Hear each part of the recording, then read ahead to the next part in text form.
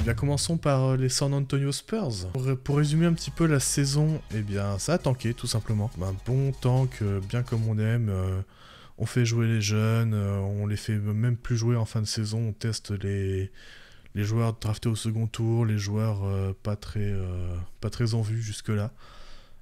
Et ça finit donc avec, je crois, même la dernière place à l'ouest. Et un first pick, Victor Wembanyama, évidemment, avec cette magnifique illustration de Jordan, le cofondateur de QI Basket. Vous le connaissez maintenant, évidemment. Messieurs, la saison des Spurs, bon, on s'y attendait, hein, c'est parti pour du rebuild et voilà, tout simplement, N5. Oui, de toute façon, tu parlais de très beaux tanks. C'était un tank d'autant plus beau que vraiment le first pick a été pris haut la main. C'était vraiment l'objectif ultime. Et bien sûr, les Spurs ont joué de leur bonne étoile, comme dans leurs années folles avec Tim Duncan. On se souvient la blessure de Robinson qui avait aidé à choper Tim Duncan. Enfin bref. C'était un peu moins rocambolesque cette fois, mais la mission est remplie et du coup ça va être la Wembanyama attraction toute la saison, avec quand même voilà de petites choses à voir sur le côté, notamment sur le développement de Keldon Johnson, de Devin Vassell et Jeremy Sohan bien sûr. On peut se faire un petit tour rapide quand même du roster. Valentin qui a écrit la preview est le seul qui a fait un texte plutôt que de juste lister les in and out. Que Keita Bates-Diop, Gorgui Dieng, Romeo Langford sont partis. Il y a eu pas mal de joueurs qui sont arrivés puis repartis direct, du style Cameron Payne arrivé puis coupé pour permettre à Phoenix de dégraisser un petit peu sa masse salariale. Pareil pour Reggie Bullock qui débarquait depuis Dallas. Cedi Osman qui est arrivé lui aussi dans un sign and trade mais pour Strus aux Cavaliers. Les Cavs qui avaient besoin de dégraisser un petit peu aussi pour pouvoir récupérer Max Strus. Accompagné de Lamar Stevens qui lui n'a pas été conservé et qui a été signé je crois par les Celtics.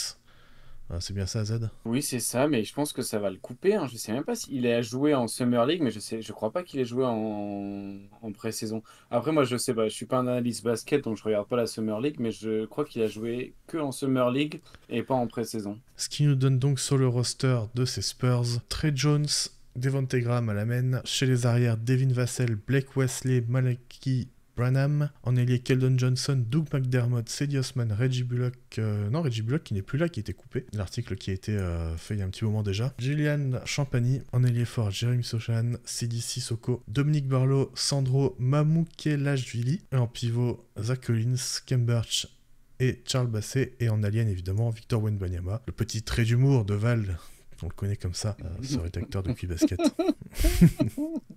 Bah évidemment, on va pas mal parler de Victor Wembanyama, s'il y a eu déjà beaucoup de dit sur lui. Qu'est-ce qu'il va pouvoir apporter? De la défense. En vrai, il y a plein de trucs qu'il peut apporter. Je sais pas s'il faut qu'on aille un peu dans le détail ou pas. C'est intéressant dans la manière où défensivement, il change la géométrie du terrain.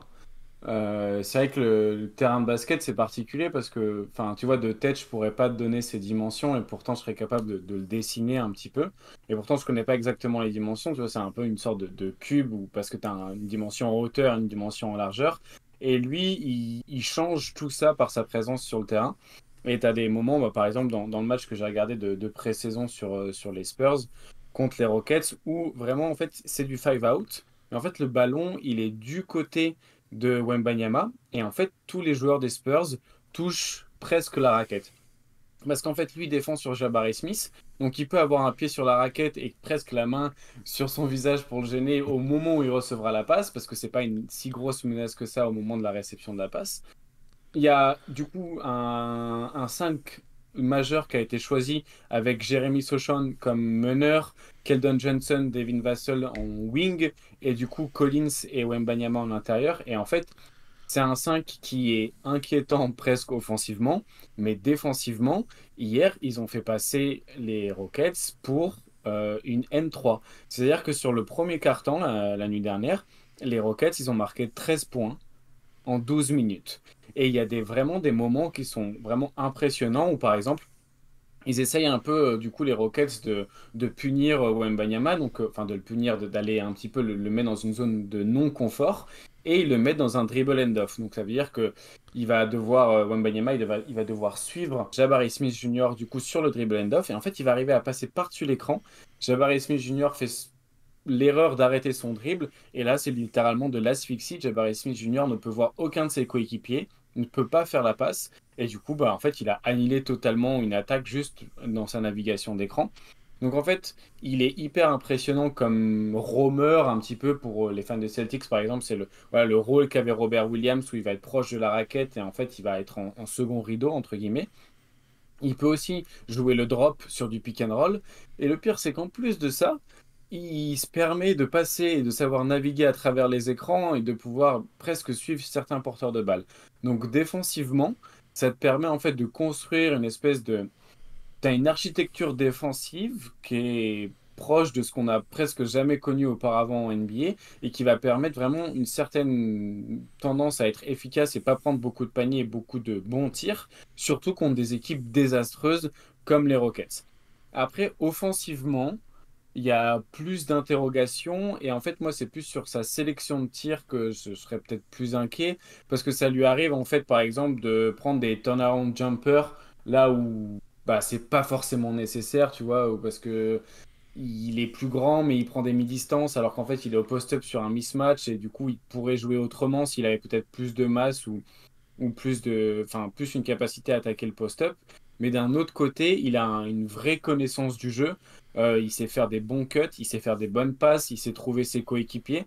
Du coup, c'est une énorme menace verticale, comme on parlait un petit peu que le terrain de basket, c'est pas un terrain plat, c'est un terrain en cube parce que tu as une notion de hauteur et le panier, il est à 3,15 m. Et du coup, ça change aussi ta géométrie en attaque. Mais c'est vrai qu'en attaque, j'ai un peu peur qu'il soit moins efficace par sa sélection de tir quand il prend des pull-ups à 3 points après un dribble. C'est stylé sur Instagram, mais en réalité, c'est genre pas efficace. Donc, bon, je suis pas convaincu là-dessus. S'il arrive à avoir un bon catch and shoot, ça peut être genre vraiment impressionnant. Et le dernier truc, par contre, que j'adore offensivement et enfin, pas que j'adore, on s'en fout que je l'aime bien, mais le truc qui peut vraiment être très efficace offensivement, c'est qu'il crée beaucoup de fautes. Et en fait, il crée des fautes parfois juste par sa présence. C'est-à-dire que quand il va avoir la balle, ça va générer une faute parce qu'il a des bras très longs et en plus il a un handle. Donc c'est des joueurs qui n'ont pas l'habitude de défendre sur ça. Et en plus, quand il va aller au panier aussi, il va générer des fautes. Donc c'est possible qu'il ait un énorme free throw rate plus et que ça lui permette en fait de pallier sa mauvaise sélection de tir ou sa sélection de tir risquée par une grosse efficacité grâce au lancer franc. Pardon, passer dans un tunnel. Le tunnel à Z. Non, c'était très intéressant ce que tu dis. Pour compléter, est-ce que, sur les quelques images que j'ai vues, parce que bon, tu peux pas échapper aux images de Victor Wembanyama, je trouve aussi qu'il y avait un bon jeu de passe. Je sais pas si on est vraiment sur de la création, de la connexion, un peu des deux. Il y a une bonne vision du jeu au global. Il y a aussi le fait que sa taille aide beaucoup. C'est un truc qu'on sous-estime, mais en fait, être plus grand que tout le monde, ça permet de voir à peu près beaucoup tout le monde, en fait, carrément. Et surtout, ça permet de passer au-dessus de tout le monde aussi. Donc ça, c'est un truc qui peut l'aider. Couplé avec une bonne vision et l'envie de faire ce genre de play, bah, ça fait que ça peut être un bon passeur. Il y a de l'upside, en tout cas, là-dessus. Donc il y a du potentiel, on va dire, là-dessus. Des fois, il est peut-être un petit peu lent sur les remises en transition, sur la prise de décision. Donc c'est pas encore tout à fait ça, mais oui, c'est clairement quelque chose qu'on peut viser en plus dans son jeu offensif. Ouais, et puis j'ai trouvé qu'il y avait même des angles de passe qu'il arrivait à trouver qui étaient assez impressionnants pour un joueur de son âge. Il y a Jedi Padawan qui dit sa taille et sa coordination. C'est vrai que la coordination de son corps, c'est assez impressionnant. On en a vu beaucoup des joueurs de grande taille, mais qui n'étaient pas assez à l'aise avec leur corps, et du coup, c'est un peu plus compliqué pour jouer en NBA. Là, c'est vrai qu'on a un joueur qui est assez impressionnant sur ça. Eric Spostron qui nous dit: puis vu les autres potentiels créateurs du roster, il aura des opportunités de s'illustrer. C'est vrai que San Antonio, c'est pas trop les créateurs qui se battent pour créer du jeu, tout simplement. Donc c'est vrai qu'il aura les opportunités, et puis il sera beaucoup doublé, il sera beaucoup ciblé par les défenses adverses. Donc il aura de quoi améliorer sa prise de décision aussi. Après, le côté offensif du terrain, ça reste work in progress. C'est la chose la plus brute chez lui, hein, comme le disait un petit peu Azad. Et c'est vrai que c'est d'abord, je pense, défensivement que les changements devraient se faire ressentir pour cette équipe des Spurs via Wembanyama. Donc, c'est voilà, pour voilà, peut-être prioriser ce qui arrivera ou ce qui devrait arriver, ce serait plutôt dans ce sens-là que le développement se ferait. Moi, ça va être marrant parce que défensivement, il y a Garrincha qui soulignait qu'ils avaient le pire defensive rating de l'histoire avec 120 la saison dernière. Et en fait, la saison dernière, ils ont tellement eu du cul en termes de tanking. Donc, c'est-à-dire que déjà, ils ont eu du cul parce qu'ils ont été nuls et qu'ils ont réussi à avoir le premier choix de draft, alors que être nul, ça te le garantit pas forcément. Mais en plus d'être nul, l'année dernière, les équipes qui jouaient contre les Spurs, elles tiraient à 39% à 3 points. Donc, c'est-à-dire qu'en plus d'être nul, ils ont réussi d'avoir la chance, pour une fois, qui est tombée du bon côté, entre guillemets. Normalement, tu as envie que les équipes. Genre, tu peux pas faire grand-chose pour changer la réussite à 3 points des équipes en face sur une saison régulière, sur 82 matchs. C'est un volume qui est trop gros. Tu peux pas vraiment l'influer.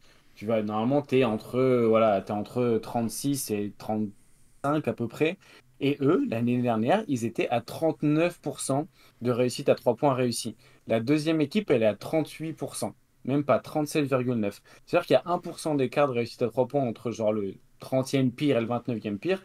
Et ça, ils y peuvent rien. C'est juste que il y a genre le destin qui les a poussés au cul tellement fort qu'ils ont même réussi à faire que les équipes en face d'elles réussissent mieux à 3 points. Et du coup, ce qui va être intéressant, c'est que s'ils ont une défense potable l'année prochaine, en tout cas correcte, parce que Mbanyama, et en plus, il y a la réussite à 3 points des adversaires qui se met à diminuer, il va y avoir un différentiel de defensive rating entre la saison dernière et la saison qui arrive, et les gens vont nous expliquer que bah, c'est parce que Wembanyama, c'est un extraterrestre, il peut même faire descendre la réussite à 3 points. Du coup, ça c'est marrant, c'est mon petit gadget stat que je vais suivre un peu sur la saison des Spurs au niveau défensif. Les Spurs, c'est une sorte de basket lab, tout le monde peut jouer meneur, tout le monde peut shooter. Très belle référence, j'aime bien. C'est vrai que par rapport à ça, par rapport à la saison passée, ils avaient un style de jeu intéressant, notamment pour développer les joueurs offensivement. Et puis ça fera peut-être la transition, si tu veux, Quentin, pour Keldon Johnson, Devin Vassell et puis Jeremy Sohan. Mais c'est vrai que il y avait beaucoup en fait de drive and kick, jusqu'à en fait créer un décalage suffisant pour avoir un shoot plus ou moins ouvert. Alors c'était pas un offensive rating de ouf, mais ils ont surpris à un moment dans la saison avec ce style-là, qui était plutôt sympa et qui, encore une fois, avait le bon ton en fait de permettre à tous de s'essayer au drive sur le dribble. Je sais que notamment il y a eu des progrès là-dessus, que ce soit pour Sohan ou peut-être Devin Vassell. Keldon Johnson était déjà un petit peu en avance là-dessus, c'était déjà un bon slasher. Mais voilà, donc ça c'était quelque chose de noter peut-être dans le style de jeu offensif. Alors après, avec Wembanyama, ça va peut-être changer. Néanmoins, bon, il y a quand même peu de playmaking là-dessus au global, donc peut-être pas tant que ça. Je ne sais pas, on verra. Garincha qui dit, n'oubliez pas Zach Collins, j'allais dire Zach Lavine. Zach Collins, belle saison incoming. On a prévu d'en parler. On y reviendra pour un peu l'insulter. après. Je dirais que c'est un fils de pute. Ah ouais, d'accord. Oh putain, on va se faire cancel par Twitch là.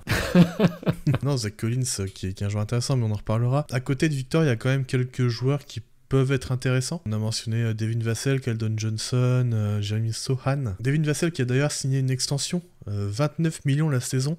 Est-ce que vous vous rendez compte de 29 millions la saison ? Compte plus que LeBron James à l'époque du hit. Non mais attends, t'imagines ?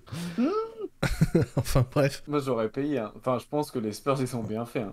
Pour Ah le bah, coup, bien au-delà sûr. de la blague de 29, oui, parce que du coup c'est le cap. Mais c'est vrai que, mais au-delà de ça, franchement, enfin, moi j'aime bien le joueur et je pense que ils ont bien fait de le sécuriser. En plus, je crois que c'est un contrat dégressif. Donc c'est-à-dire que plus ils Je vont crois qu'il est avancer pas dans. totalement dégressif. En fait, je crois qu'il est constant et puis il y a une année où il descend, une année où il monte. Après, ce serait logique pour que pour Devin Vassell, ce soit dégressif. Oh, belle.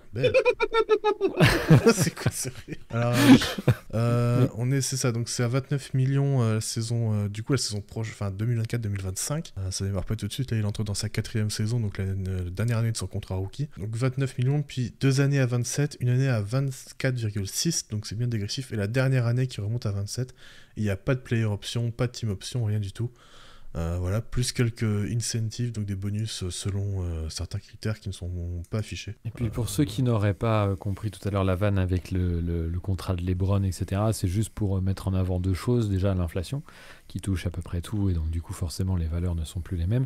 Et la deuxième chose c'est en fait le fait qu'il faille un peu réfléchir ce genre de contrat en pourcentage du cap et pas en valeur absolue, puisque en valeur absolue, bien sûr, ça pourrait paraître énorme, mais en réalité, le cap augmentant, le pourcentage, en fait, reste correct pour un joueur de ce calibre. Donc, c'est plutôt là-dessus qu'il fallait l'orienter.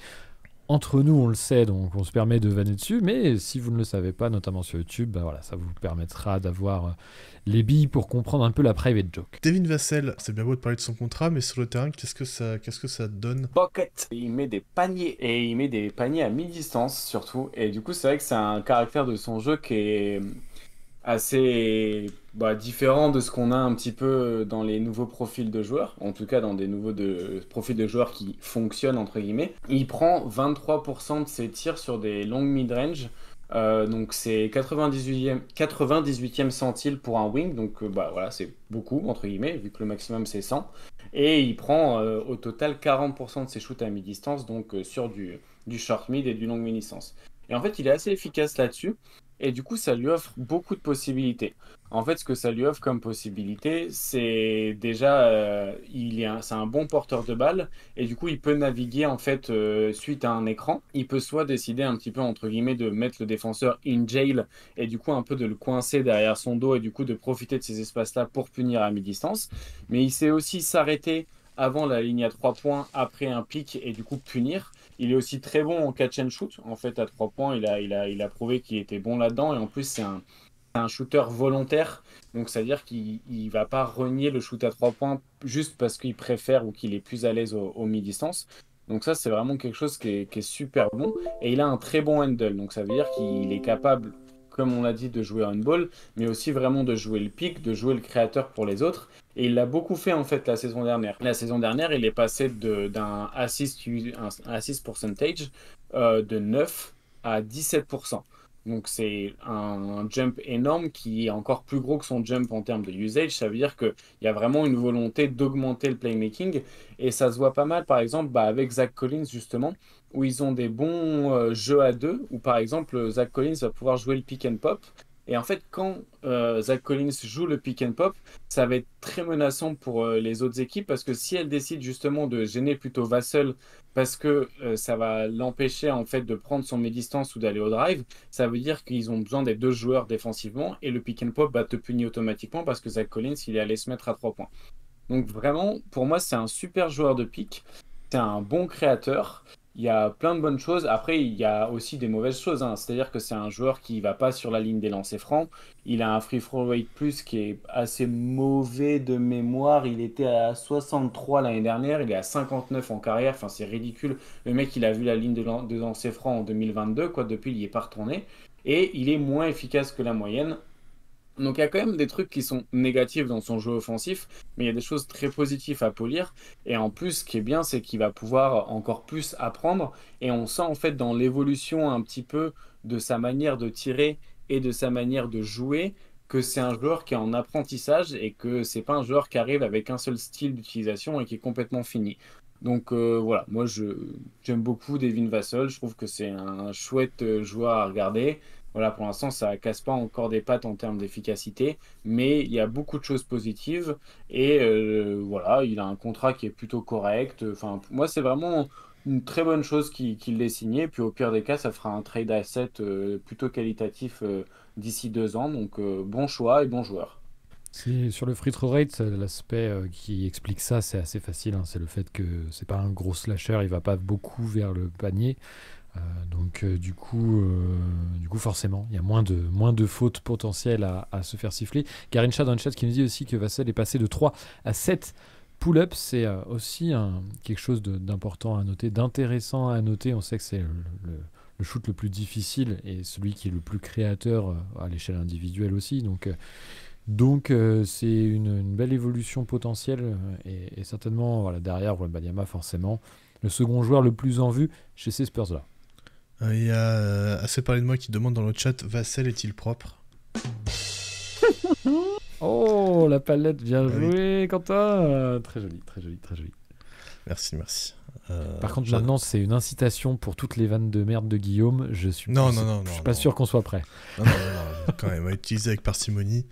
Pas comme les blagues de Guillaume, effectivement. Vous avez pas trop parlé de cette défense, Devin Vassell. Est-ce qu'on est sur un joueur qui est plutôt positif, un joueur qui est négatif, neutre? Garincha qui nous dit neutre, j'attends mieux perso. Et c'est vrai que c'est aussi un peu compliqué de juger dans le contexte de la saison passée. Aussi. Au vu du manque d'efforts collectifs de ce côté-là du terrain, du fait qu'il y avait peu de profils défensifs purs. Je sais que par exemple Keldon Johnson n'était pas trop mal là-dessus il y a 2 saisons de ça, notamment sur l'homme, et puis il a le profil physique pour pouvoir le faire. Mais après, est-ce que tu défends tout seul dans une équipe en tanking?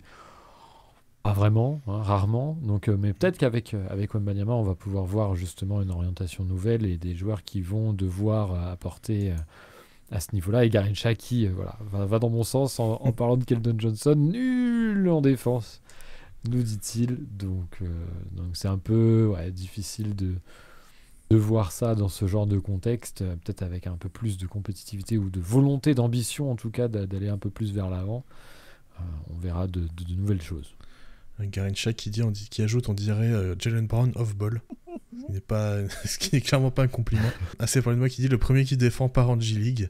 Quand tu veux perdre des matchs, tu n'as pas trop envie de défendre. Keldon Johnson, parlons-en un petit peu aussi. Qu'est-ce que vous avez pensé de ce joueur qui a eu pas mal les clés en main la saison dernière? C'était peut-être une petite déception. Après, il y a eu un changement de rôle quand même assez total chez le joueur, puisque il était quand même beaucoup plus finisseur, slasher, dans le catch and shoot à 3 points. Il avait bénéficié il y a 2 ans en fait du playmaking des gens de Temeray et puis surtout de Derrick White. Et il était vraiment bon dans un rôle de 3&D, vraiment finisseur, connecteur un petit peu et sur le drive, en slasher, avec un petit flotteur aussi, pas mal du tout. Avec la perte de playmaking global dans l'équipe et surtout un usage en hausse, il y a des pourcentages qui ont chuté assez lourdement. Et puis on a vu que c'était un joueur qui avait peut-être pas tant de potentiel que ça sur la création, que ce soit individuelle ou collective, et que Devin Vassell était peut-être plus intéressant là-dedans. Après, rien de grave, hein, parce que c'est de toute façon c'est le moment en fait de tester les joueurs, de voir justement jusqu'où ils peuvent aller ou non.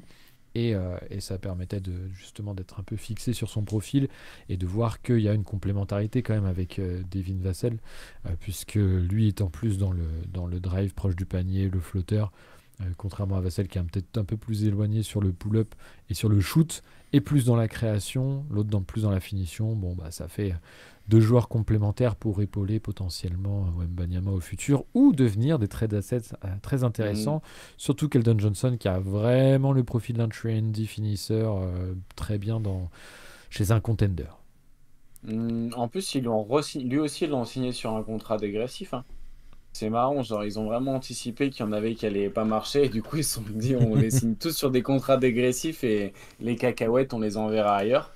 Après Triendy, faut pas tirer à 3 points pour Triendy. Enfin en vrai genre je suis pas ni sûr de son shoot à 3 points c'est ce que ni Garincha de son disait volume en fait. C'est ce que Garincha disait dans le chat, il dit Keldon est retombé à 3 points après une saison à 40% un peu inattendue. Donc c'est vrai qu'on n'est pas encore très... Guillaume qui a une très belle blague, très handy, c'est très sélectif. Très belle blague, j'apprécie. Il avait une grosse saison en fait 2021-2022 et qui était encore une fois plus sur de la finition et à ce niveau-là c'était pas mal. Mais après il y a aussi l'aspect tous les 3 points se valent pas et du coup il avait des 3 points beaucoup plus tout cuit en fait. Et dans ce cadre-là, je pense que c'est possible d'imaginer un pourcentage de 3 points correct, voire plus. Puisque, je regarde ça. C'est en 2021-2022, il était arrivé jusqu'à 49% sur les corner threes et 37% sur le reste des 3 points. Donc plutôt une bonne efficacité. Donc voilà, sur un volume pas inintéressant non plus. Après encore une fois, c'est du role player. Hein, donc forcément quand tu changes de rôle, ça change un petit peu la chose. Ouais, et puis du coup, on se rend compte que c'était plus une surchauffe la saison dernière que vraiment une progression à ce niveau-là, C'est quoi. possible aussi. C'est possible aussi. À côté, il y a aussi un joueur qui sort de sa saison rookie, qui va entamer sa deuxième saison, c'est Jérémy Sohan. Qu'est-ce que vous avez pensé de sa première saison et de ce qu'il peut apporter, lui qui va jouer meneur, a priori, sur la saison qui arrive? Super coiffure. J'avais envie de dire qui ne va pas jouer meneur dans cet effectif, c'est un petit peu la vanne depuis qu'ils n'en ont plus. Bah, en fait, c'est un joueur qui. C'est un peu compliqué de voir son utilisation vraiment l'année dernière parce que il crée pas. Enfin, il crée un peu quand même parce que du coup, il est à 65% de panier assisté, donc c'est pas un mec, c'est pas un assisté, entre guillemets, pour le coup. Il y a un peu de création, mais du coup, c'est assez mauvais hein, en termes d'efficacité. On parle d'un mec il a 1 point par tir tenté, donc c'est vraiment genre abyssal, disons. Et par contre, il a vraiment une tendance à aller plutôt au cercle. Il a un petit flotteur qui est assez intéressant. Moi, ce que j'ai bien aimé plutôt, ça va être au niveau de sa défense et du rebond. Je trouve que c'est, enfin, en fait, il correspond bien à l'idée qu'on pouvait s'en faire un petit peu défensivement. Ça va être un bon défenseur sur l'homme. Off-ball, j'ai pas trop de billes. C'est pas des choses qui m'ont absolument marqué, qu'ils soient mauvais ou bons. Mais c'est vrai qu'offensivement. En termes de scoring, je parierais pas vraiment dessus. Il a montré qu'il était capable un petit peu d'aller au cercle par lui-même, mais ça reste quand même franchement pas efficace, donc à quoi bon? Après, ça va être, est-ce qu'il va être capable de créer un petit peu pour les autres ou pas? Après, il a 20 ans, hein, donc c'est un produit vraiment pas fini du tout. Il sort de la crèche, donc vraiment, il y a encore plein de choses à faire. Je l'ai vu un petit peu ce matin en regardant le match de la nuit contre les Rockets, il s'essaye voilà, vraiment comme meneur avec des jeux à deux, avec Zach Collins par exemple, même avec les deux Wings du coup, ou même Banyama. Et en fait, ça, c'est brouillon, disons. Mais il le laisse essayer. C'est-à-dire que la première possession, par exemple, qu'ils ont essayé pendant le match, ça a été un jeu à deux avec Zach Collins. Ils sont foirés, ils ont perdu la balle. 4 possessions plus tard, ils ont retenté la même chose. Donc voilà, tu sens ils perçoivent quelque chose chez lui et il y a une volonté de le faire évoluer dans un rôle de playmaker. Est-ce que ça marchera pas, je ne sais pas, mais je pense qu'il y a une vraie volonté d'essayer en tout cas. Garincha qui dit Sohan, super bonne surprise, balle en main, mais moins bien qu'attendu en défense. Il manque de fondamentaux malgré une super vitesse latérale. C'est vrai qu'on a un joueur assez intéressant. J'ai plutôt apprécié son jeu de passe. Voilà, j'ai pas non plus beaucoup vu de lui, mais sur ce que j'ai vu, j'ai assez apprécié. Donc je comprends l'idée de le faire jouer meneur, un joueur à suivre. Parlons un peu de Zach Collins. Je redirige évidemment le chat vers ton article, Azad. Mais non, non, franchement, moi, j'ai bien aimé la saison de Zach Collins. Enfin, je trouve que c'est un profil particulier. Bon, voilà, après, chacun ses préférences. Moi, j'avoue que d'avoir un joueur, un intérieur connecteur, c'est un peu des trucs qui me font kiffer quand même. Donc, clairement, c'est un truc que j'avais vraiment envie de mettre en avant. Et du coup, en fait, l'idée de l'article est partie de ça. C'était vraiment genre, on va regarder un petit peu Zach Collins parce que moi, quand je le vois jouer, j'aime bien. Je trouve ça stylé, genre ce qu'il propose sur le terrain en tant que connecteur. Et je voulais voir un petit peu bah, qu'est-ce qu'il pouvait proposer d'autre. Donc en fait, l'article part vraiment de là. Du coup, c'est les passes qu'il fait depuis le high post, comment il est utilisé sur end-off, aussi sa capacité, bah, du coup, sur le pick and roll à jouer le short roll. Parce que, en fait, c'est sur le scoring qu'il est assez mauvais, clairement, le pick and roll, mais sur le short roll, il est très bon. Et du coup, bah, une fois qu'on j'étais parti là-dessus, j'ai regardé un peu le scoring. Il a un bon tir. Donc, voilà, à mi-distance, c'est quand même correct. À 3 points aussi, il est à 48 à mi-distance en pourcentage et 38% à 3 points. Mais par contre, sur pick and roll, en tant que rollman, du coup, c'est le joueur le moins efficace de la ligue. Donc il y a clairement un truc à aller chercher là-dessus. Je pense il lui manque clairement bah, comment dire, déjà d'aller chercher des fautes. Et en fait, vu qu'il va un peu parfois jouer plus le flotteur, bah, c'est un petit peu des tirs au panier en reculons. Et du coup, bah, de une, tu prends pas la faute. Et de deux, bah, t'as pas t'as pas une très bonne efficacité, quoi. Du coup, il y a des choses offensivement très bonnes en termes de connecteurs et même shooter, mais pour un intérieur, en fait, il est mauvais. En fait, c'est un intérieur qui est bon à l'extérieur, genre, bref, c'est un Kinder Country le truc. Et il est bon à la passe aussi. C'est quoi Et cette en comparaison? termes de... je sais pas, j'avais que ça sous la main là. Et en termes d'efficacité, du coup, d'efficacité, oh là, là, je suis perdu. En termes de défense, excusez-moi, il fait perdre du coup de l'efficacité au cercle, pas comme un Walker Kessler ou Rudy Gobert, mais il est dans la zone de Miles Turner et Mitchell Robinson sur cette saison. Donc ça, c'est quand même genre plutôt positif d'avoir un mec qui est capable du coup de faire de la protection de cercle, alors que il est pas du tout connu pour ça, Zach Collins. Enfin, c'est vraiment pas un joueur qui invite un petit peu à penser qu'il puisse être bon en protection de cercle. Et deuxième petite stat intéressante, c'est que sur 36 minutes, si ajusté à 36 minutes, donc si tous les joueurs du monde jouaient 36 minutes, entre guillemets, c'est le quatrième joueur qui conteste le plus de tirs. Donc il a une activité défensive qui est aussi remarquable. Et du coup, voilà, ça valait le coup d'un tout petit article. L'article est vraiment très court, hein. Il y a deux, trois vidéos, deux, trois paragraphes. Ça se lit assez vite. Mais du coup, ça donne un petit peu une visualisation de qui est Zach Collins et qu'est-ce qu'il peut apporter. Est-ce que vous voulez que je donne mon avis sur Zach Collins? Euh, Non, c'est pour non, redire une insulte ou... mute-le. Vous avez vu que je vous préviens, je suis quand même sympa. Vincent qui demande quand même est-ce qu'on peut revenir sur Kinder Country. Je comprends pas. Je crois que personne n'a compris. N5, est-ce que toi t'as des trucs à rajouter sur Zach Collins? Si tu me demandes. À part, C'est un beau.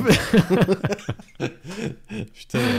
Non, Oh là là. non, au-delà de ça, non, juste j'avais une petite interrogation parce que je me dis, alors il fait baisser de, je ne sais plus, X% la réussite au cercle. J'aimerais juste demander si on passe de 80 à 70%, auquel cas ce n'est toujours pas considéré comme une bonne défense. Mais voilà, c'était mon côté un petit peu trop. Effectivement, vu comme ça. La question aussi, ça va être de savoir est-ce qu'il va pouvoir enfin enchaîner les saisons. Il a fait 11 matchs, puis saison blanche, puis 28 matchs, comme tu dis dans l'article. Et il a joué 60 matchs NBA cette année, ce qui est quand même bien plus que sur les 3 dernières saisons. Donc, Et voilà, c'est vrai un que peu la c'était question. regrettable, on le préférait largement sur le banc. Ouais. Il s'arrêtera pas. Et du coup, la question c'est de savoir est-ce qu'il va enchaîner les matchs. On l'espère pour lui. Et pour N5, pour lui casser les couilles aussi. Voilà, En tout cas, on te le souhaite. effectivement. Messieurs, est-ce que vous avez des choses à rajouter sur ces Spurs qui seront dans une année finalement laboratoire encore et tanking un peu voilà, c'est par les mots qui disent les Spurs peuvent-ils aller chercher la 13e place? Pourquoi faire? Bah là, pour le plus grosse interrogation, et le truc moi en tout cas que je vais suivre personnellement. Alors, après, chaque analyste est libre de ses points de lecture, hein, bien évidemment, mais ce sera les schémas défensifs qui seront mis autour de Wembanyama, comment ils vont le jouer avec lui, à côté de Zach Collins ou non. Bon, il n'y a pas beaucoup plus d'intérieur, donc faudra voir au niveau du roster et de voilà comment il sera mis en avant. J'aimerais bien voir un peu des zones et des surcharges d'un côté du terrain, là où n'est pas Wembanyama, ou des choses comme ça. Je pense qu'il y a pas mal de trucs à inventer. Et j'espère que ça aura donné à Greg Popovich des envies de créativité tactique. Voilà. Ouais, je pense que évidemment, effectivement, ça va être voilà l'année de test pour continuer à faire jouer ces jeunes. Et puis il y a pas mal de joueurs qu'on n'a pas mentionnés aussi, hein, Trey Jones, Malaki Branham qu'on avait mentionné hier dans le quiz de la fin de preview, qui avait été un peu sorti de son cocon sur la fin de saison. Qu'est-ce qu'on n'a pas mentionné encore? Ce serait dommage de passer à côté d'un joueur intéressant. Doug McDermott qui sera aussi toujours intéressant grâce à son shooting off ball qui me permettra de créer un peu via son spacing. C'est Osman qui sera un vétéran plutôt correct aussi, je pense. Popovic, c'est quand la retraite, là, demande Guillaume. Eh bien, a priori, pas pour tout de suite. Il va encore continuer, je crois qu'il a encore 15-20 ans à tirer, a priori, donc pas tout de suite. Et je vous tenais à quand même préciser que non, je n'en veux pas à Zach Collins d'avoir humilié Michael Porter Jr., puisque c'est l'inverse qui s'est passé. Je le rappelle, il s'est mangé un poster et il n'a pas apprécié. Pourquoi, Quentin ? Parce que c'est un fils de pute. Putain. Oh là là, c'est fatigant. On dirait Z avec Marcus Smart. Je sais tous qu'Azad traite Marcus Smart de fils de... Non, pas dans la suite. Non, mais... On en parlait tout le temps, je veux dire. Grancha qui dit Branham, excellent, shoot à mi-distance, joueur à suivre offensivement. J'ai plus son profil sous les yeux, mais on peut regarder rapidement. Malakai Branham. Est-ce qu'on peut dire que quand il sera riche, ce sera un Golden Braham ou pas? Oh, belle, attends. Oui, sur les longs mid, à 48% effectivement, sur un volume... bon, il y a eu 75 tirs, ce qui est encore faible, mais vu qu'il n'a pas énormément joué, notamment au début de saison. Voilà, mais c'est vrai que sur le tir à 3 points, par contre, on est à 30%, et donc du coup, on a une efficacité globale assez faible, mais il y a un petit truc avec lui, donc à voir ce que ça va pouvoir donner. De toute façon, c'est un 20e choix de draft, donc t'en attends pas forcément d'être un grand scoreur ou autre chose.